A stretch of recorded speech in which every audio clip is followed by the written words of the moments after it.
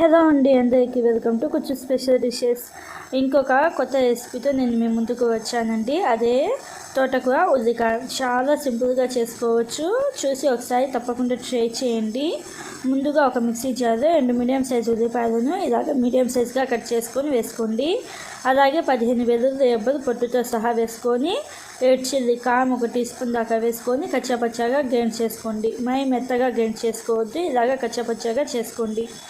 ఇప్పుడు stove on చేసుకొని కడాయి పెట్టుకొని ఒక 2 టేబుల్ స్పూన్ల దాకా నూనెను వేసుకొని తాలింపు దినుసులు ఒక 2 టీ స్పూన్ల దాకా వేసుకోండి. అలాగే 2-3 ఎండుమిరపకాయలను సగానికి తుంచుకొని వేసుకొని 2 ఎమ్మల కరివేపాకు వేసుకొని తాలింపును దోరగా వేయించుకోండి.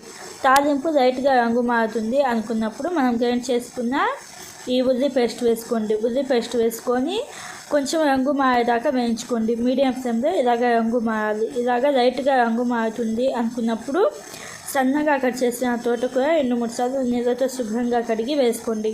తోటకూర ముక్కలు వేసిన తర్వాత సాల్ట్ ఒక 1/2 టీ స్పూన్ దాకా, అలాగే పసుపు 1/2 టీ స్పూన్ దాకా వేసుకోండి. సాల్ట్ ఆకుకూరలకి ఎక్కువ పట్టదు, కొంచెం వేసుకోండి, తర్వాత చూసుకొని వేసుకోవచ్చు.